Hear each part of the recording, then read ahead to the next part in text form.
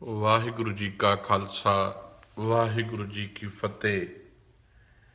ਜੁਗੋ ਜੁਗ ਅਟਲ ਹਾਜ਼ਰਾ ਹਜ਼ੂਰ ਧੰਨ ਧੰਨ ਸ੍ਰੀ ਗੁਰੂ ਗ੍ਰੰਥ ਸਾਹਿਬ ਮਹਾਰਾਜ ਜੀ ਦੀ ਪਾਵਨ ਬਖਸ਼ਿਸ਼ ਰੂਪ ਦੇ ਵਿੱਚ ਜੋ ਰੋਜ਼ਾਨਾ ਹੀ ਅੰਮ੍ਰਿਤ ਵੇਲੇ ਹੇਵਰਡ ਕੈਲੀਫੋਰਨੀਆ ਤੋਂ ਰੋਜ਼ਾਨਾ ਗੁਰਬਾਣੀ ਵਿਚਾਰ ਐਪੀਸੋਡ ਲੈ ਕੇ ਹਾਜ਼ਰ ਹੁੰਦੇ ਆ, ਜਿਸ ਦੇ ਵਿੱਚ ਲੜੀਵਾਰ ਸ੍ਰੀ ਆਸਾ ਜੀ ਕੀ ਵਾਰ ਦੀ ਅੰਮ੍ਰਿਤਮਈ ਪਾਵਨ ਗੁਰਬਾਣੀ ਦੀ ਵਿਚਾਰ ਚੱਲ ਰਹੀ ਹੈ,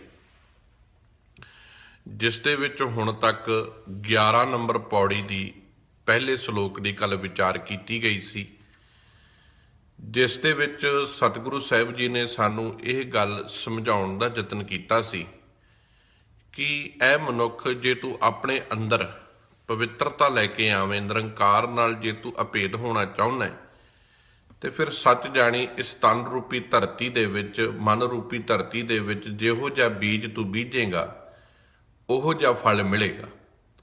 ਜੇ ਤੂੰ ਇਸ ਮਨ ਰੂਪੀ ਬੀਜ ਦੇ ਵਿੱਚ, ਇਸ ਮਨ ਰੂਪੀ ਧਰਤੀ ਦੇ ਵਿੱਚ ਬੀਜ ਹੀ ਦੋ ਫਾੜ ਦਾ ਬੀਜ ਦਵੇਂ, ਕੋਈ ਮਨੁੱਖ ਦੋ ਵੱਖ-ਵੱਖ ਬੀਜ ਦਵੇ ਤੇ ਉਹਨੂੰ, ਉਸ ਬੀਜ ਨੂੰ ਦੋ ਫਾੜਾਂ ਦੇ ਵਿੱਚ ਬੀਜ ਦਵੇ ਤੇ ਉਸ ਬੀਜ ਤੋਂ ਕਦੇ ਵੀ ਪੌਦਾ ਨਹੀਂ ਨਿਕਲੇਗਾ। ਸਭ ਕਹਿੰਦੇ ਜਿਵੇਂ ਤੂੰ ਇਸ ਮਨ ਰੂਪੀ ਧਰਤੀ ਉੱਪਰ ਜੇ ਆਖੇ ਵੀ ਮਾਇਆ ਦਾ ਬੀਜ ਵੀ ਬੀਜ ਦਵੇਂ ਤੇ ਇਹਦੇ ਵਿੱਚ ਗਿਆਨ ਦਾ ਬੀਜ ਵੀ ਬੀਜਿਆ ਜਾਵੇ, ਇਹ ਦੋਵੇਂ ਇਕੱਠੇ ਨਹੀਂ ਉੱਗ ਸਕਦੇ। ਇਸ ਕਰਕੇ ਜੇ ਇਸ ਤਨ ਰੂਪੀ ਧਰਤੀ ਉੱਪਰ ਜੇ ਤੂੰ ਸ਼ੁਭ ਗੁਣਾ ਰੂਪੀ ਬੀਜ ਬੀਜੇਗਾ ਤੇ ਫਸਲ ਵੀ ਤੈਨੂੰ ਚੰਗੀ ਮਿਲੇਗੀ। ਅਗਲੀ ਉਦਾਹਰਨ ਪਾਤਸ਼ਾਹ ਜੀ ਨੇ ਮਨ ਦੀ ਰੰਗ ਦੀ ਦਿੱਤੀ ਸੀ। ਕਹਿੰਦੇ ਜੇ ਆਪਣੇ ਮਨ ਨੂੰ ਪਰਮਾਤਮਾ ਦੇ ਨਾਮ ਰੂਪੀ ਉਹਦੇ ਹੁਕਮ ਦੇ ਰੰਗ ਦੇ ਵਿੱਚ ਰੰਗ ਲਵੇਂ, ਉਹਦੇ ਗਿਆਨ ਦੇ ਰੰਗ ਵਿੱਚ ਰੰਗ ਲਵੇਂ ਤੇ ਇਹ ਮਨ ਉਸਤਤ ਨਿਰੰਕਾਰ ਦੀ ਕਰ ਸਕਦਾ ਹੈ।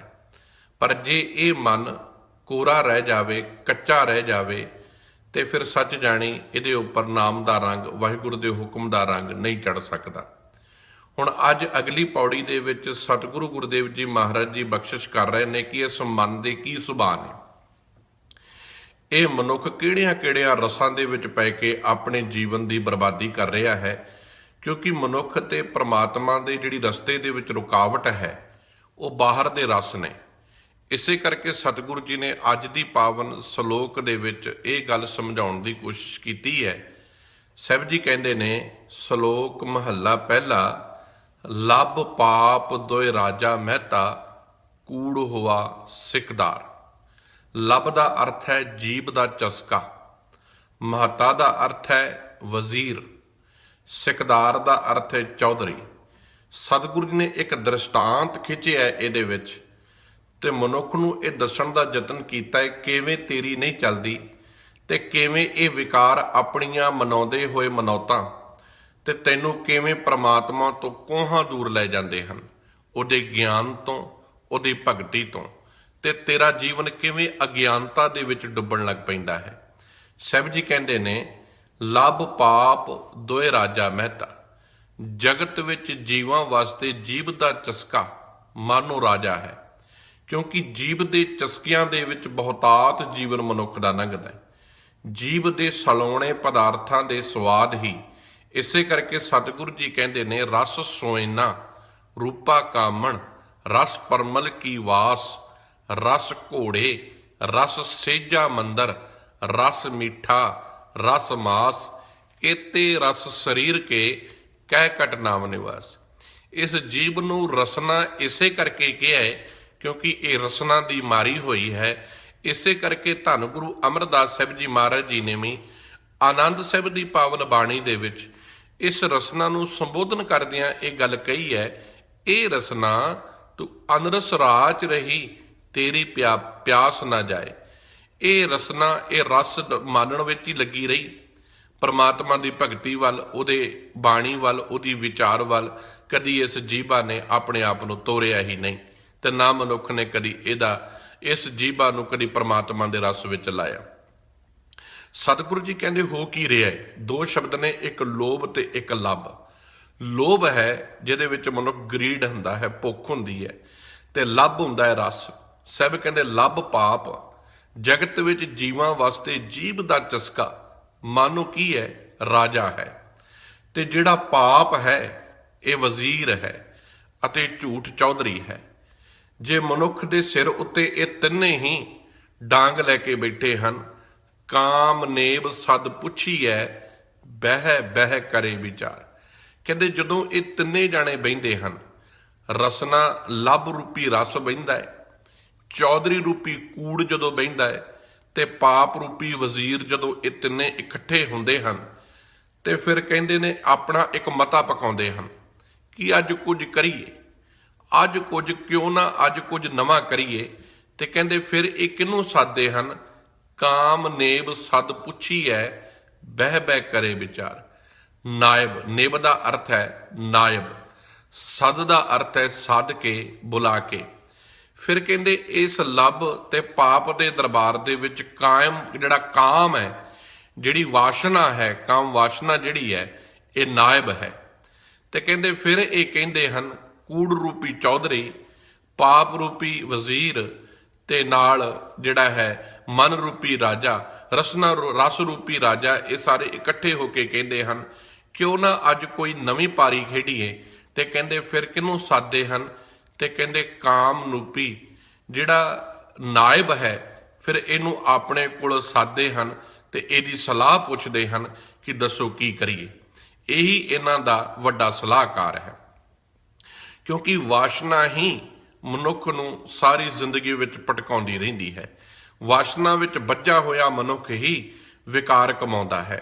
ਕਾਮ ਦਾ ਅਰਥ ਕੇਵਲ ਸਰੀਰਿਕ ਕਾਮ ਨਹੀਂ, ਕਾਮ ਦਾ ਅਰਥ ਹੈ ਵਾਸ਼ਨਾ। ਕਿਸੇ ਵੀ ਚੀਜ਼ ਦੀ ਹੋ ਸਕਦੀ ਹੈ, ਧਨ ਦੀ, ਇਸਤਰੀ ਦੀ, ਮਰਦ ਦੀ, ਪਦਾਰਥਾਂ ਦੀ, ਕੁਰਸੀ ਦੀ, ਸੋਹਣੀਆਂ ਗੱਡੀਆਂ ਦੀ, ਕਿਸੇ ਵੀ ਤਰੀਕੇ ਦੀ ਕੋਈ ਵੀ ਚੀਜ਼, ਉਹ ਵਾਸ਼ਨਾ ਜਿਹੜੀ ਮਨੁੱਖ ਦੇ ਅੰਦਰ ਹੋਰ ਤੇ ਹੋਰ ਦੀ ਪਕੜ ਪੈਦਾ ਕਰਨ ਲੱਗ ਪਵੇ। ਇਸੇ ਕਰਕੇ ਕਾਮ ਤੇ ਕ੍ਰੋਧ ਦਾ ਸੁਮੇਲ ਬੜਾ ਨੇੜੇ ਦਾ ਹੈ। ਜਦੋਂ ਉਹ ਵਾਸ਼ਨਾ ਪੂਰੀ ਨਹੀਂ ਹੁੰਦੀ ਤੇ ਮਨੁੱਖ ਫਿਰ ਕ੍ਰੋਧਿਤ ਹੁੰਦਾ ਹੈ, ਫਿਰ ਉਹਨੂੰ ਖੋਣਾ ਚਾਹੁੰਦਾ ਹੈ, ਉਹਨੂੰ ਆਪਣੇ ਕੋਲ ਹਥਿਆਉਣਾ ਚਾਹੁੰਦਾ ਹੈ। ਤੇ ਸਤਿਗੁਰੂ ਜੀ ਕਹਿੰਦੇ ਨੇ ਰਸਨਾ ਰੂਪੀ, ਰਸ ਰੂਪੀ ਜਿਹੜਾ ਹੈ ਰਾਜਾ ਜਿਹੜਾ ਹੈ, ਤੇ ਚੌਧਰੀ ਜਿਹੜਾ ਝੂਠ ਰੂਪੀ ਚੌਧਰੀ ਹੈ, ਤੇ ਪਾਪ ਰੂਪੀ ਵਜ਼ੀਰ, ਇਹ ਤਿੰਨੇ ਜਾਣੇ ਮਤਾ ਪਕਾਉਂਦੇ ਹਨ। ਤੇ ਜਿਹੜਾ ਨਾਇਬ ਜਿਹੜਾ ਇਹਨਾਂ ਦਾ ਕਾਮ ਹੈ, ਤੇ ਇਹਨਾਂ ਦੇ ਨਾਲ ਸਲਾਹ ਮਸ਼ਵਰਾ ਕਰਕੇ ਤੇ ਇਹ ਆਪਣੀ ਨਵੀਂ ਤੋਂ ਨਵੀਂ ਵਿਉਂਤ ਕੋਈ ਨਾ ਕੋਈ ਘੜਦੇ ਰਹਿੰਦੇ ਹਨ। ਤੇ ਸਾਰਾ ਦਿਨ ਮਨ ਇਹਨਾਂ ਦੇ ਪਿੱਛੇ ਹੀ ਲੱਗਾ ਰਹਿੰਦਾ ਹੈ। ਅੰਧੀ ਰਈਅਤ ਗਿਆਨ ਵਿਹੂਣੀ, ਭਾਏ ਭਰੇ ਮੁਰਦਾਰ। ਅੰਧੀ ਰਈਅਤ, ਸਭ ਕਹਿੰਦੇ ਕਾਮ ਆਦਿਕ ਵਿਕਾਰਾਂ ਦੇ ਅਧੀਨ ਰਹਿ ਕੇ ਜਿਹੜੇ ਅੰਨੇ ਹੋਏ ਜੀਵ ਨੇ। ਭਾਹਾ ਦਾ ਅਰਥ ਹੈ ਅੱਗ, ਤ੍ਰਿਸ਼ਨਾ ਰੂਪੀ ਅੱਗ। ਮੁਰਦਾਰ ਦਾ ਅਰਥ ਹੈ ਹਰਾਮ, ਵੱਡੀ ਜਾਂ ਰਿਸ਼ਵਤ ਕਹਿ ਲਓ। ਭਰੇ ਮੁਰਦਾਰ, ਚੱਟੀ ਭਰਦੀ ਹੈ। ਸਤਿਗੁਰੂ ਕਹਿੰਦੇ ਨੇ ਜਿਹੜੀ ਪ੍ਰਜਾ ਹੈ ਇਹਨਾਂ ਦੀ, ਹੁਣ ਇਹਨਾਂ ਦੀ ਪ੍ਰਜਾ ਕਿਹੜੀ ਹੈ? ਜਿਹੜੀ ਇਸ ਮਨੁੱਖ ਇਹਨਾਂ ਦੀ ਕੂੜ ਰੂਪੀ, ਆਪਣਾ ਖਿਮਾ ਕਰਨਾ, ਰਸ ਰੂਪੀ ਰਾਜੇ ਦੀ, ਕੂੜ ਰੂਪੀ ਚੌਧਰੀ ਦੀ, ਤੇ ਜਿਹੜਾ ਹੈਗਾ ਹੈ ਕਾਮ ਰੂਪੀ ਨਾਇਬ ਦੀ ਜਿਹੜੀ ਪ੍ਰਜਾ ਹੈ, ਤੇ ਉਹ ਉਹਦੇ ਵਿੱਚ ਲੀਨ ਹੈ। ਤੇ ਸਭ ਕਹਿੰਦੇ ਇਹਨਾਂ ਦੀ ਪ੍ਰਜਾ ਗਿਆਨ ਤੋਂ ਸਖਣੀ ਹੋਣ ਕਾਰਨ ਮਾਨੋ ਅੰਨੀ ਹੋਈ ਪਈ ਹੈ, ਅਤੇ ਤ੍ਰਿਸ਼ਨਾ ਦੀ ਅਗਿਆਨਤਾ ਦੇ ਵਸ ਵਿੱਚ ਪਿਆ ਹੋਇਆ ਮਨੁੱਖ, ਅਗਿਆਨਤਾ ਦੀ ਜ਼ਿੰਦਗੀ ਜਿਉਂਦਾ ਹੋਇਆ ਮਨੁੱਖ ਸਮਝ ਹੀ ਨਹੀਂ ਪਾਉਂਦਾ ਕਿਵੇਂ ਇਹਦੇ ਸਰੀਰ ਦੇ ਵਿੱਚ ਇਹਨਾਂ ਵਿਕਾਰਾਂ ਨੇ ਉਥਲ ਪੁਥਲ ਪਾਈ ਹੋਈ ਹੈ, ਕਿਵੇਂ ਇਹ ਇਸ ਨੂੰ ਅਗਿਆਨਤਾ ਦੇ ਰਸਤੇ ਤੇ ਲੈ ਕੇ ਜਾ ਰਹੇ ਹਨ। ਜਿਹੜੀ ਇਹਨਾਂ ਦੀ ਪ੍ਰਜਾ ਹੈ, ਜੋ ਇਸ ਵਿਕਾਰਾਂ ਦੀ ਆਪਣੀ ਇੱਕ ਬਣਾਈ ਹੋਈ ਇੱਕ ਦੁਨੀਆ ਹੈ, ਜਿਹਦੇ ਵਿੱਚ ਆਸਾ, ਤ੍ਰਿਸ਼ਨਾ, ਮਨਸਾ, ਕਾਮਨਾ, ਇਹ ਸਾਰੀਆਂ ਚੀਜ਼ਾਂ ਇਕੱਠੀਆਂ ਹੋ ਕੇ ਅਗਿਆਨਤਾ ਵਿੱਚ ਡੁੱਬੀ ਹੋਈ ਇਹ ਸਾਰੀ ਦੀ ਸਾਰੀ ਪ੍ਰਜਾ ਸਾਰਾ ਦਿਨ ਮਨੁੱਖ ਦੇ ਕੋਲੋਂ ਹਰਾਮਖੋਰੀਆਂ ਜਾਂ ਨਿੰਦਾ, ਚੁਗਲੀ, ਵਿਕਾਰ ਆਦਿਕ ਇਹੀ ਕਰਮ ਕਰਾਉਂਦੀ ਹੈ। ਰਿਸ਼ਵਤਾਂ ਦਾ ਮਾਰਿਆ ਹੋਇਆ ਜੀਵਨ ਠੱਗੀਆਂ ਫਰੇਬੀਆਂ ਦੇ ਵਿੱਚ ਹੀ ਬਤੀਤ ਹੋਣ ਲੱਗ ਪੈਂਦਾ ਹੈ। ਤੇ ਸਤਿਗੁਰੂ ਕਹਿੰਦੇ ਆ ਜਿਤਨੀ ਦੁਨੀਆ ਹੈ, ਜੋ ਕੁਝ ਸੰਸਾਰ ਦਾ ਵਰਤਾਰਾ ਵੇਖ ਰਹੇ ਆ, ਸਾਰਾ ਇਹਦੇ ਪਿੱਛੇ ਹੀ ਲੱਗਾ ਹੈ। ਹਰ ਕੋਈ ਸੰਸਾਰੀ ਮਨੁੱਖ ਲੋਭ ਦੀ ਬੋਲੀ ਬੋਲ ਰਿਹਾ ਹੈ, ਕ੍ਰੋਧ ਦੀ ਬੋਲੀ ਬੋਲ ਰਿਹਾ ਹੈ, ਹੰਕਾਰ ਦੀ ਬੋਲੀ ਬੋਲ ਰਿਹਾ ਹੈ, ਕਿਉਂਕਿ ਉਹ ਆਪਣੇ ਅੰਦਰ ਇਹਨਾਂ ਚੀਜ਼ਾਂ ਨੂੰ ਘਰ ਕਰਕੇ ਬੈਠਾ ਹੈ। ਇਸੇ ਕਰਕੇ ਅਗਿਆਨਤਾ ਦੇ ਵਿੱਚ ਰੋਜ਼ਾਨਾ ਜੀਵਨ ਬਸਰ ਹੋ ਰਿਹਾ ਹੈ। ਗੁਰਮਤਿ ਦਾ ਗਿਆਨ ਕਾਮ ਨੂੰ ਵਸ ਕਰਨ ਦੀ ਪ੍ਰੇਰਣਾ ਦਿੰਦਾ ਹੈ। ਗੁਰਮਤਿ ਦਾ ਗਿਆਨ ਰਸਨਾ ਰੂਪੀ ਚੌਧਰੀ ਨੂੰ ਰਸ ਰੂਪੀ ਰਾਜੇ ਨੂੰ ਕਿਵੇਂ ਵਸ ਕਰਨਾ ਹੈ, ਇਹਦੀ ਗੱਲ ਸਮਝਾਉਂਦਾ ਹੈ। ਪਰ ਸਾਹਿਬ ਕਹਿੰਦੇ ਇਹ ਮਨੁੱਖ ਗਿਆਨ ਲੈਣ ਨੂੰ ਤਿਆਰ ਨਹੀਂ, ਅਗਿਆਨਤਾ ਦੇ ਵਿੱਚ ਡੁੱਬਿਆ ਹੈ। ਗਿਆਨੀ ਨੱਚੈ ਵਾਜੈ ਵਾਵੈ ਰੂਪ ਕਰੇ ਸ਼ਿੰਗਾਰ। ਜੋ ਮਨੁੱਖ ਆਪਣੇ ਆਪ ਨੂੰ ਗਿਆਨਵਾਨ ਜਾਂ ਉਪਦੇਸ਼ਕ ਅਖਵਾਉਂਦੇ ਹਨ, ਸਾਹਿਬ ਕਹਿੰਦੇ ਉਹ ਵੀ ਨੱਚ ਰਹੇ ਹਨ, ਵਾਜੇ ਵਜਾ ਰਹੇ ਹਨ ਅਤੇ ਕਈ ਤਰ੍ਹਾਂ ਦੇ ਭੇਸ ਵਟਾਉਂਦੇ ਹਨ। ਭਾਵ ਜਿਹੜੇ ਆਪਣੇ ਆਪ ਨੂੰ ਗਿਆਨਵਾਨ ਸਮਝਦੇ ਹਨ, ਬਹੁਤ ਆਪਣੇ ਆਪ ਦੇ ਗੀਤ ਗਾ ਗਾ ਕੇ ਲੋਕਾਂ ਨੂੰ ਦੱਸ ਰਹੇ ਹਨ ਕਿ ਬਈ ਸਾਨੂੰ ਸਮਝ ਪੈ ਗਈ ਹੈ, ਤੁਹਾਨੂੰ ਵੀ ਦਸੀਏ। ਪਰ ਸਾਹਿਬ ਕਹਿੰਦੇ ਇਹ ਗਿਆਨ ਤੇ ਇਹਨਾਂ ਕੋਲ ਹੈ, ਪਰ ਉਸ ਗਿਆਨ ਨੂੰ ਵੀ ਲੋਭ ਤੇ ਲਾਲਚ ਦੇ ਵਸ ਦੇ ਵਿੱਚ ਆ ਕੇ ਉਸ ਗਿਆਨ ਤੋਂ ਇਵਜ਼ਾਨਾ ਚਾਹੁੰਦੇ ਨੇ, ਉਸ ਗਿਆਨ ਦਾ ਮੁੱਲ ਚਾਹੁੰਦੇ ਹਨ। ਅੱਜ ਮੇਰੇ ਵਰਗੇ ਕਥਾਕਾਰ, ਬਹੁਤ ਵੱਡੇ ਵੱਡੇ ਆਪਣੇ ਆਪ ਨੂੰ ਚੋਟੀ ਦੇ ਵਿਦਵਾਨ ਅਖਾਉਣ ਵਾਲੇ, ਆਪ ਗਿਆਨ ਹੈ ਕਿ ਲੋਭ ਹੈ ਇਹ ਵਾਸ਼ਨਾ ਦਾ ਪ੍ਰਤੀਕ ਹੈ, ਕ੍ਰੋਧ ਤੋਂ ਬਚਣਾ ਹੈ, ਇਹ ਲੋਕਾਂ ਨੂੰ ਤੇ ਉਪਦੇਸ਼ ਕਰਦੇ ਹਨ, ਪਰ ਆਪਣੇ ਜੀਵਨ ਦੇ ਵਿੱਚ ਵੀ ਇਹੀ ਵਾਸ਼ਨਾਵਾਂ ਦੇ ਵਾਜੇ ਵੱਜ ਰਹੇ ਹਨ। ਇਸੇ ਹੀ ਵਾਸ਼ਨਾ ਦੇ ਵਾਜੇ ਦੇ ਵਿੱਚ ਇਹ ਆਪਣਾ ਸੁਰ ਤਾਲ ਜਿਹੜਾ ਜੋੜ ਰਿਹਾ ਹੈ। ਇਸੇ ਕਰਕੇ ਖਿਆਲ ਕਰਨਾ, ਸਟੇਜ ਤੇ ਬਹਿ ਕੇ ਅਸੀਂ ਇਹ ਜ਼ਰੂਰ ਕਹਿੰਦੇ ਆ ਕਿ ਪ੍ਰਮਾਤਮਾ ਤੇ ਭਰੋਸਾ ਰੱਖੋ, ਵਿਸ਼ਵਾਸ ਰੱਖੋ, ਪਰ ਸਾਡਾ ਆਪਣੇ ਤੇ ਕੋਈ ਨਹੀਂ। ਗਿਆਨ ਤੇ ਹੈ, ਸਮਝ ਤੇ ਹੈ, ਵਿਚਾਰ ਦੀ ਇਹ ਗੱਲ ਪੱਲੇ ਪੈ ਰਹੀ ਹੈ, ਪਰ ਉਹ ਅੰਦਰ ਨਹੀਂ ਵਸ ਰਹੀ। ਲੋਕਾਂ ਨੂੰ ਉਪਦੇਸ਼ ਕੀਤਾ ਜਾ ਰਿਹਾ ਹੈ, ਆਪਣੇ ਜੀਵਨ ਦੇ ਵਿੱਚ ਉਹਦਾ ਘਰ ਕੋਈ ਨਹੀਂ, ਆਪਣੇ ਜੀਵਨ ਦੇ ਵਿੱਚ ਉਹ ਟਿਕਾਵ ਕੋਈ ਨਹੀਂ। ਸਭ ਕਹਿੰਦੇ ਗਿਆਨੀ ਨੱਚੈ, ਗਿਆਨ ਆ ਗਿਆ ਹੈ, ਨੱਚ ਰਹੇ ਨੇ ਕਿਹਦੇ ਵਿੱਚ? ਆਪਣੇ ਇਸ ਵਿਕਾਰਾਂ ਦੇ, ਮਾਇਆ ਦੇ ਇਸ਼ਾਰਿਆਂ ਦੇ ਉੱਤੇ। ਵਾਜੈ ਵਾਵੈ ਤੇ ਵਾਜੇ ਵਜਾ ਰਹੇ ਹਨ। ਹਿਰਦੇ ਦੇ ਵਿੱਚ ਕਾਦੇ ਮਨ ਵਿੱਚ ਵਾਜੇ ਵੱਜ ਰਹੇ ਹਨ? ਹੋਰ ਪ੍ਰਾਪਤ। ਸਤਿਗੁਰੂ ਕਹਿੰਦੇ ਇਹਨਾਂ ਵਾਜਿਆਂ ਦੇ ਵਿੱਚ, ਹੋਰ ਦੀ ਨਸ਼ੇ ਦੇ ਵਿੱਚ, ਹੋਰ ਦੇ ਗੀਤਾਂ ਦੇ ਵਿੱਚ ਇਹ ਆਪਣੀ ਜ਼ਿੰਦਗੀ ਤਬਾਹ ਕਰ ਰਹੇ ਹਨ ਤੇ ਕਈ ਤਰ੍ਹਾਂ ਦੇ ਨਾਚ ਨੱਚ ਰਹੇ ਹਨ। ਤੇ ਸਤਿਗੁਰੂ ਕਹਿੰਦੇ ਨੇ ਫਿਰ ਕਈ ਤਰ੍ਹਾਂ ਦੇ ਭੇਸ ਵੀ ਵਟਾ ਰਹੇ ਹਨ। ਭਾਵ ਸੰਸਾਰੀ ਮਨੁੱਖ ਦੇ ਸਾਹਮਣੇ ਇਹਨੂੰ ਨਜ਼ਰ ਆ ਜੇ ਨਾ, ਗਿਆਨੀ ਹੈ, ਗਿਆਨ ਆ ਕੋਲ, ਇਹਨੂੰ ਨਜ਼ਰ ਆ ਜਾਵੇ ਕਿ ਆਹ ਜਿਹੜਾ ਮਨੁੱਖ ਹੈ ਨਾ, ਇਹ ਅਮੀਰ ਹੈ, ਇਹਦੇ ਕੋਲ ਧਨ ਦੌਲਤ ਹੈ, ਇਹਦੇ ਕੋਲ ਪੈਸਾ ਹੈ, ਇਹ ਉਹਦੇ ਨਾਲ ਰਿਸ਼ਤਾ ਜੋੜਨਾ ਚਾਹੁੰਦਾ ਹੈ, ਉਹਦੇ ਹਰ ਇੱਕ ਅਵਗੁਣ ਵੀ ਉਹਨੂੰ ਚੰਗਾ ਲੱਗਦਾ ਹੈ, ਕਿਉਂਕਿ ਉਹ ਤੋਂ ਨਜ਼ਰ ਆ ਰਿਹਾ ਕਿ ਇਹ ਸਾਨੂੰ ਕੁਝ ਦਵੇਗਾ, ਕੁਝ ਜਾਂਦਾ ਜਾਂਦਾ ਹੱਥ ਵਿੱਚ ਕੁਝ ਫੜਾ ਕੇ ਜਾਵੇਗਾ, ਹੱਥ ਵਿੱਚ ਕੋਈ ਨਾ ਕੋਈ ਰੁਪਈਆ ਰੱਖ ਕੇ ਜਾਵੇਗਾ। ਇਸ ਕਰਕੇ ਉਸ ਧਨਾੜ ਮਨੁੱਖ ਦੀ ਅਸੀਂ ਤੇ ਗੱਡੀਆਂ ਵੇਖ ਕੇ ਰਿਸ਼ਤੇ ਅੱਜ ਦੀ ਡੇਟ 'ਚ ਵੀ ਪਾਉਂਦੇ ਆ। ਜਿੱਡੀ ਵੱਡੀ ਗੱਡੀ ਓਡਾ ਵੱਡਾ ਅਸੀਂ ਉਹਦੇ ਨਾਲ ਆਪਣੀ ਸਾਂਝ ਪਾਉਂਦੇ ਆ। ਗਰੀਬ ਮਨੁੱਖ, ਕੋਈ ਵਿਚਾਰਾ ਗਰੀਬ ਮਨੁੱਖ ਗੁਰਦੁਆਰੇ ਜਾਂ ਕਿਸੇ ਜਗ੍ਹਾ ਉਹਦੇ ਕੋਲੋਂ ਕੋਈ ਗਲਤੀ ਹੋ ਜਾਵੇ, ਅਸੀਂ ਉਹਨੂੰ ਟੁੱਟ ਕੇ ਪੈ ਜਾਂਦੇ ਆ। ਅਮੀਰ ਮਨੁੱਖ ਦੇ ਅੱਗੇ ਨਹੀਂ, ਕਿਉਂਕਿ ਪਤਾ ਹੈ ਸਾਨੂੰ ਉਹ ਤੋਂ ਗਰਜ ਹੈ। ਇਹ ਸਾਡੇ ਭੇਸ ਨੇ। ਗਿਆਨ ਹੈ, ਦੇਣ ਵਾਲਾ ਪ੍ਰਮਾਤਮਾ ਬੈਠਾ ਹੈ, ਪਰ ਨਾਲ ਅਗਿਆਨਤਾ ਇਸ ਲੋਭ ਦੀ, ਰਸਨਾ ਦੀ, ਇਸ ਸਵਾਦ ਦੀ, ਇਸ ਝੂਠ ਦੀ, ਇਸ ਕਾਮ ਰੂਪੀ ਵਜ਼ੀਰ ਦੀ ਗੱਲ ਅਸੀਂ ਵੀ ਮੰਨ ਲੈਂਦੇ ਆ। ਅਸੀਂ ਵੀ ਉਹਨਾਂ ਮਨੁੱਖਾਂ ਦੇ ਪਿੱਛੇ ਤੁਰ ਪੈਂਦੇ ਆ ਜੋ ਆਪ ਆਪਣੇ ਜੀਵਨ ਵਿੱਚ ਸੱਚ ਦੀ ਸਮੋਈ ਨਹੀਂ ਕਰ ਸਕੇ। ਤੇ ਫਿਰ ਮੈਂ ਆਪਣੇ ਮੁਖ ਦੇ ਉੱਪਰ ਵੱਖ-ਵੱਖ ਮੁਖੋਟੇ ਲਾਉਣਾ। ਅਮੀਰ ਵਾਸਤੇ ਹੋਰ ਹੈ, ਗਰੀਬ ਵਾਸਤੇ ਹੋਰ ਹੈ। ਅਮੀਰ ਵਾਸਤੇ ਧਰਮ ਵੀ, ਜਿਵੇਂ ਖਿਮਾ ਕਰਨਾ, ਜਿਵੇਂ ਅਰੂੜਸੋਂ ਵਰਗਾ ਅਕਾਲ ਤਖਤ ਦਾ ਜਥੇਦਾਰ ਜਿਹੜਾ ਇੱਕ ਸਮੇਂ ਤੇ ਬੈਠਾ ਸੀ, ਉਹ ਜਨਰਲ ਡਾਇਰ ਨੂੰ ਵੀ ਸਰੋਪਾ ਉਹਨੇ ਦੇ ਦਿੱਤਾ ਸੀ। ਕਿਉਂ? ਕਿਉਂਕਿ ਉਹਨੂੰ ਇੰਜ ਲੱਗਦਾ ਸੀ ਇਹ ਮੇਰੀ ਮਦਦ ਕਰੇਗਾ, ਇਹ ਮੇਰਾ ਹਮੈਤੀ ਹੋਵੇਗਾ। ਇਸ ਤਰੀਕੇ ਦੇ ਮੁਖੋਟੇ ਅਸੀਂ ਲਾਏ ਨੇ। ਇਵੇਂ ਅਸੀਂ ਚਿਹਰੇ ਬਦਲਦੇ ਹਾਂ, ਇਵੇਂ ਸਾਡੇ ਚਿਹਰੇ ਜਿਹੜੇ ਵੱਖ-ਵੱਖ ਨੇ। ਸਭ ਕਹਿੰਦੇ ਗਿਆਨੀ ਨੱਚੈ ਵਾਜੈ ਵਾਵੈ ਰੂਪ ਕਰੇ ਸ਼ਿੰਗਾਰ। ਦੇਖੋ ਹੈ ਗਿਆਨ ਆ ਪੰਡਤ ਜੀ ਤੇਰੇ ਕੋਲ ਵਿਦਵਤਾ ਹੈ, ਤੂੰ ਲੋਕਾਂ ਨੂੰ ਚੰਗੇ ਬੰਨੇ ਲਾਉਣਾ ਹੈ, ਸਮਝਾਉਣਾ ਹੈ, ਪਰ ਤੂੰ ਆਪ ਵੀ ਅਗਿਆਨਤਾ ਵਿੱਚ ਡੁੱਬਿਆ ਹੈ। ਤੂੰ ਆਪ ਵੀ ਮਾਇਆ ਦੇ ਨਸ਼ੇ ਵਿੱਚ ਡੁੱਬਾ ਹੈ, ਆਪ ਵੀ ਜੀਭ ਦੇ ਰਸਨਾ ਤੇ ਸਵਾਦਾਂ ਵਿੱਚ ਜੁਟਿਆ ਹੈ। ਇਸੇ ਕਰਕੇ ਕੂੜ ਦਾ ਸਾਥ ਦੇ ਰਿਹਾ ਹੈ, ਇਸੇ ਕਰਕੇ ਝੂਠ ਬੋਲ ਰਿਹਾ ਹੈ। ਤੇਰੇ ਸਾਹਮਣੇ ਤੇਰੀ ਹੱਕ ਮਾਰਿਆ ਜਾ ਰਿਹਾ ਹੈ, ਤੇਰੇ ਕੋਲ ਤੈਨੂੰ ਰੋਜ਼ ਕੁੱਟਿਆ ਜਾ ਰਿਹਾ ਹੈ, ਪਰ ਤੂੰ ਕਦੀ ਆਵਾਜ਼ ਚੁੱਕਣ ਨੂੰ ਤਿਆਰ ਨਹੀਂ, ਕਿਉਂਕਿ ਤੇਰੇ ਅੰਦਰ ਉਹ ਗਿਆਨ ਨੇ, ਅਗਿਆਨਤਾ ਨੇ ਤੇਰੇ ਗਿਆਨ ਨੂੰ ਨੱਪ ਦਿੱਤਾ ਹੈ। ਤੇ ਤੂੰ ਵੱਖ-ਵੱਖ ਰੂਪ ਸ਼ਿੰਗਾਰ ਬਣਾ ਕੇ, ਭੇਸ ਬਣਾ ਕੇ ਲੋਕਾਂ ਨੂੰ ਠੱਗ ਰਿਹਾ ਹੈ। ਤੇ ਸਾਹਿਬ ਜੀ ਕਹਿੰਦੇ ਨੇ ਉੱਚੈ ਕੂਕੈ ਵਾਦਾ ਗਾਵੈ ਜੋਦਾਂ ਕਾ ਵਿਚਾਰ। ਗਿਆਨੀ ਉੱਚੀ ਉੱਚੀ ਕੂਕ ਕੂਕ ਕੇ ਕਹਿੰਦੇ ਨੇ ਸਾਡੇ ਕੋਲ ਗਿਆਨ ਹੈ, ਬਹੁਤ ਸੋਹਣਾ ਅਸੀਂ ਕੀਰਤਨ ਕਰਦੇ ਆ, ਬਹੁਤ ਸੋਹਣੀ ਕਥਾ ਕਰਦੇ ਆ, ਉੱਚੀ ਉੱਚੀ ਬਾਹਾਂ ਮਾਰ ਮਾਰ ਕੇ ਕਹਿੰਦੇ ਆ ਰੱਬ ਇਸ ਤਰ੍ਹਾਂ ਕਰ ਸਕਦਾ ਹੈ, ਰੱਬ ਦੇ ਇਹ ਗੁਣ ਨੇ, ਰੱਬ ਦੇ ਇਹ ਗੁਣ ਨੇ, ਉੱਚੀ ਉੱਚੀ ਕੂਕਦੇ ਆ। ਸਭ ਕਹਿੰਦੇ ਉੱਚੈ ਕੂਕੈ, ਬੜੀਆਂ ਉੱਚੀ ਉੱਚੀ ਅਲਾਪ ਨੇ, ਜਿਸ ਤਰ੍ਹਾਂ ਪਤਾ ਨਹੀਂ ਹਿਰਦਾ ਕਿਤਨਾ ਕੁ ਸ਼ੀਤਲ ਹੈ, ਪਰ ਮਨ ਮੈਲੇ, ਮਨ ਮੈਲਾ ਪਿਆ।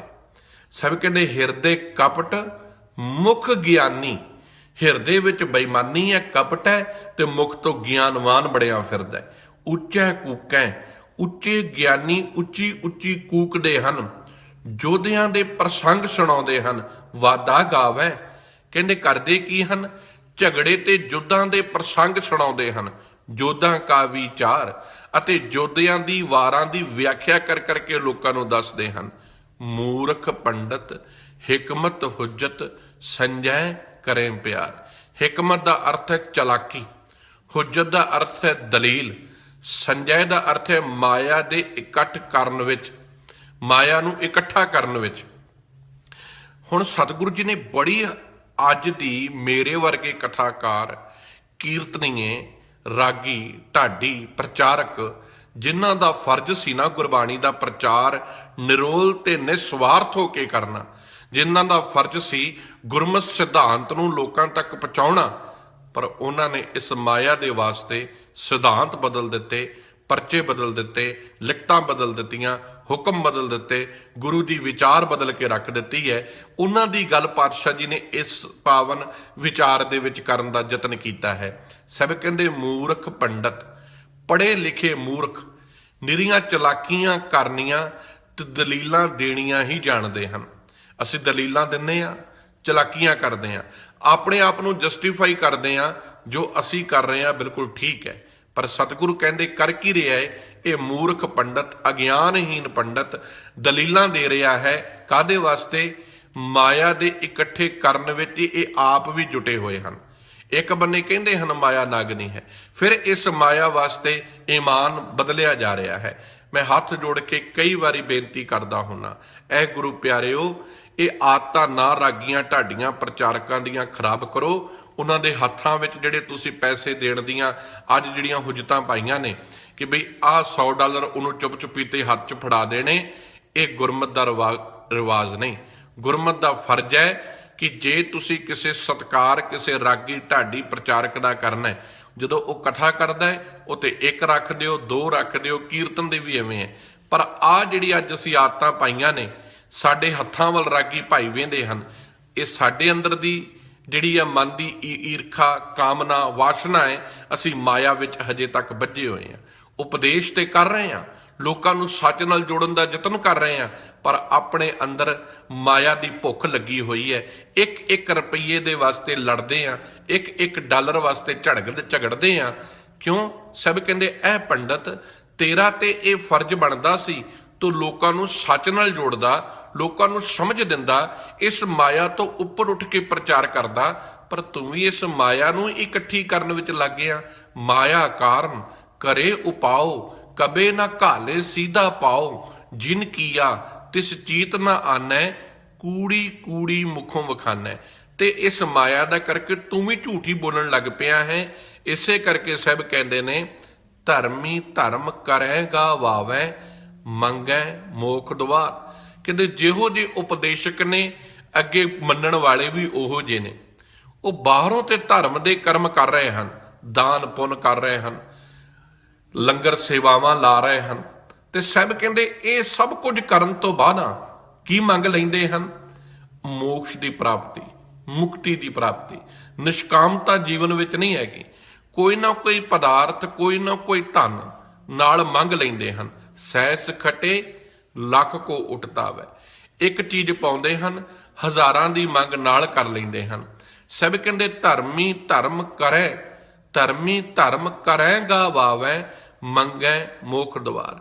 ਜੋ ਮਨੁੱਖ ਆਪਣੇ ਆਪ ਨੂੰ ਧਰਮੀ ਸਮਝਦੇ ਹਨ, ਉਹ ਆਪਣੇ ਵੱਲੋਂ ਤਾਂ ਧਰਮ ਦੇ ਕਰਮ ਕਰਦੇ ਹਨ, ਪਰ ਸਾਰੀ ਮਿਹਨਤ ਗਵਾ ਬੈਠਦੇ ਹਨ, ਕਿਉਂਕਿ ਇਸ ਦੇ ਵੱਟੇ ਵਿੱਚ ਉਹ ਮੁਕਤੀ ਦਾ ਦਰ ਮੰਗਦੇ ਹਨ ਕਿ ਅਸੀਂ ਮੁਕਤ ਹੋ ਜਾਈਏ।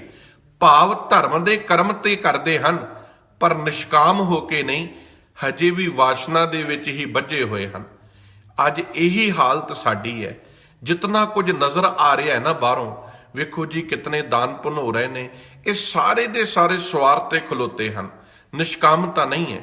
ਜਿੱਦਣ ਨਿਸ਼ਕਾਮਤਾ ਜੀਵਨ ਵਿੱਚ ਹੁੰਦੀ ਹੈ ਨਾ, ਉਦਣ ਹੀ ਸ਼ਹਾਦਤ ਦਾ ਜਜ਼ਬਾ ਪੈਦਾ ਹੁੰਦਾ ਹੈ। ਭਾਈ ਮਨੀ ਸਿੰਘ, ਭਾਈ ਮਤੀ ਦਾਸ ਜੀ, ਭਾਈ ਸਤੀ ਦਾਸ ਜੀ, ਭਾਈ ਦਿਆਲਾ ਜੀ, ਇਹ ਉਹ ਗੁਰੂ ਜੀ ਕੇ ਘਰ ਦੇ ਮਰਜੀਵੜੇ ਨੇ ਜਿਹੜੇ ਨਿਸ਼ਕਾਮ ਹੋ ਕੇ, ਨਿਸ਼ਕਪਟ ਹੋ ਕੇ, ਜਿਨ੍ਹਾਂ ਨੇ ਗੁਰੂ ਨਾਨਕ ਤੇ ਗੁਰਮਤਿ ਸਿਧਾਂਤਾਂ ਦੇ ਪ੍ਰਚਾਰ ਕੀਤਾ ਤੇ ਉਹਦੇ ਵਾਸਤੇ ਪ੍ਰਾਣ ਵੀ ਦੇਣ ਵਿੱਚ ਸੰਕੋਚ ਨਹੀਂ ਕੀਤਾ। ਕਿ ਫਿਰ ਕੀ ਹੋਇਆ ਹੈ, ਮਾਇਆ ਨੂੰ ਛੱਡ ਦਿੱਤਾ ਹੈ ਤੇ ਸਵਾਰਥ ਨੂੰ ਛੱਡ ਕੇ ਆਪਣੇ ਜੀਵਨ ਨੂੰ ਗੁਰਮਤਿ ਤੇ ਗੁਰਬਾਣੀ ਦੇ ਸਿਧਾਂਤ ਉੱਤੇ ਲਾ ਦਿੱਤਾ ਹੈ। ਤੇ ਸਭ ਕਹਿੰਦੇ ਨੇ ਜਤੀ ਸਦਾਵੈ ਜੁਗਤ ਨਾ ਜਾਣੈ, ਛੱਡ ਬਹਿ ਘਰ ਬਾਰ। ਤੇ ਕਹਿੰਦੇ ਕਈ ਅਜਿਹੇ ਵੀ ਮੈਨੂੰ ਮਿਲੇ ਹਨ ਜਿਹੜੇ ਆਪਣੇ ਆਪ ਨੂੰ ਜਤੀ ਤੇ ਖਵਾਉਂਦੇ ਹਨ, ਜਤੀ ਹੋਣ ਦੀ ਜੁਗਤੀ ਜਾਣਦੇ ਨਹੀਂ।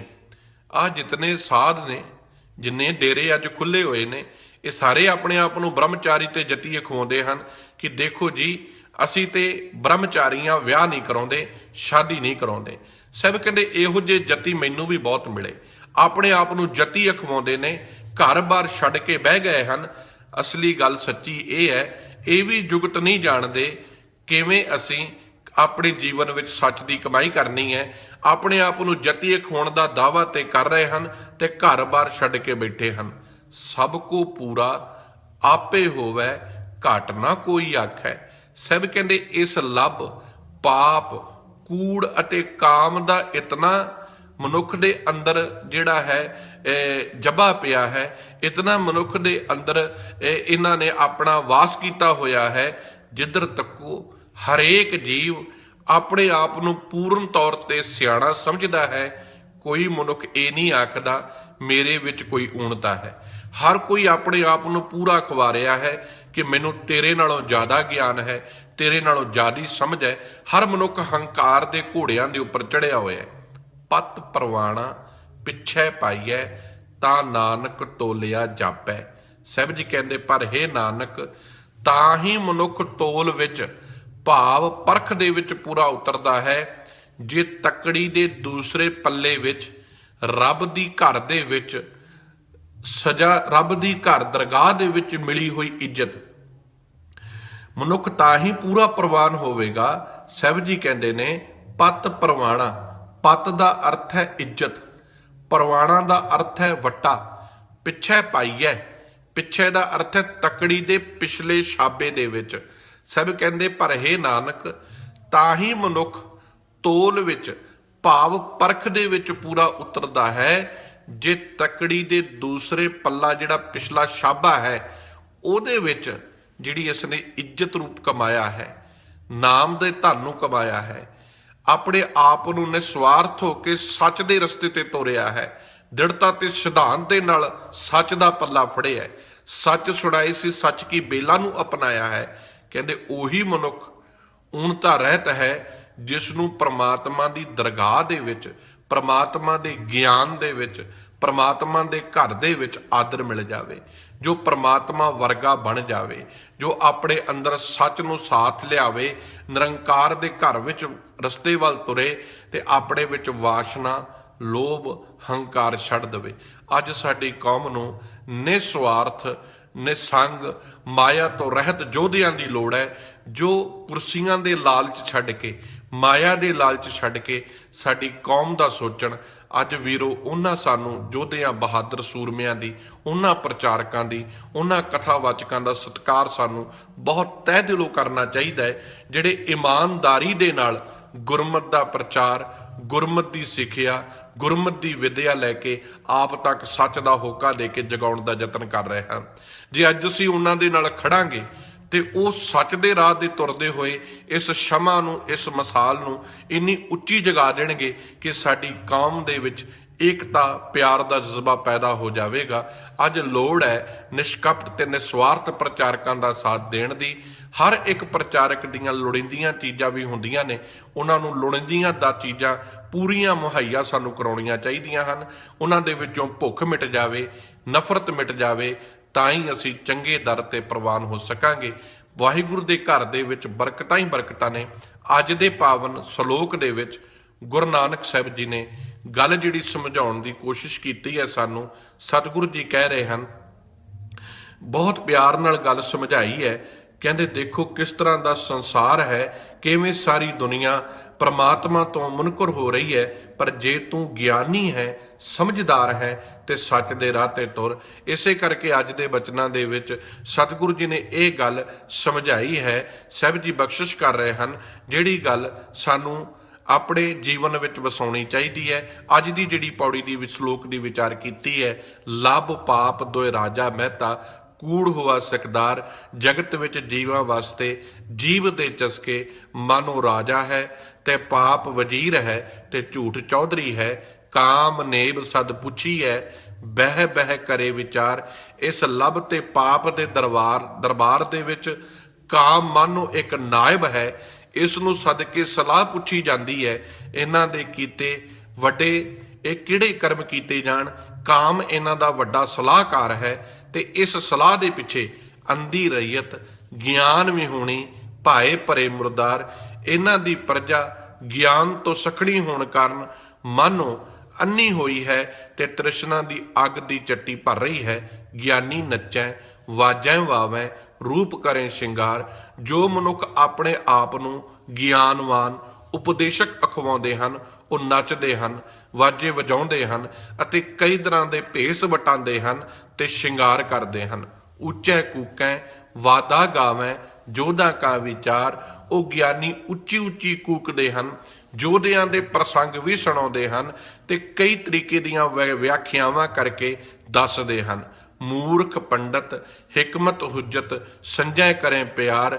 ਪੜ੍ਹੇ ਲਿਖੇ ਮੂਰਖ ਨਿਰੀਆਂ ਚਲਾਕੀਆਂ ਕਰਨੀਆਂ ਤੇ ਦਲੀਲਾਂ ਦੇਣੀਆਂ ਹੀ ਜਾਣਦੇ ਹਨ, ਪਰ ਉਹਨਾਂ ਦਾ ਜੀਵਨ ਵੀ ਮਾਇਆ ਇਕੱਠੀ ਕਰਨ ਵਿੱਚ ਹੀ ਲੱਗਾ ਰਹਿੰਦਾ ਹੈ। ਧਰਮੀ ਧਰਮ ਕਰੇਗਾ ਵਾਵੈ, ਮੰਗੈ ਮੋਖ ਦੁਆਰ। ਤੇ ਇਹਨਾਂ ਨੂੰ ਸੁਣਨ ਵਾਲੇ ਜਿਹੜੇ ਆਪਣੇ ਆਪ ਨੂੰ ਧਰਮੀ ਉਖਾਉਂਦੇ ਹਨ, ਉਹ ਬਾਹਰ ਦੇ ਧਰਮ ਤੇ ਕਰਮ ਤੇ ਕਰ ਰਹੇ ਹਨ, ਪਰ ਨਾਲ ਮੋਕਸ਼ ਦੀ ਪ੍ਰਾਪਤੀ ਕਰਕੇ ਮੁਕਤੀ ਦੀ ਲਾਲਸਾ ਤੇ ਲਾਲਚ ਦੇ ਵਿੱਚ ਪੈ ਕੇ ਆਪਣੀ ਸੇਵਾ ਨੂੰ ਖਤਮ ਕਰ ਲੈਂਦੇ ਹਨ। ਜਤੀ ਸਦਾਵੈ ਜੁਗਤ ਨਾ ਜਾਣੇ, ਛੱਡ ਬਹਿ ਘਰ ਬਾਰ।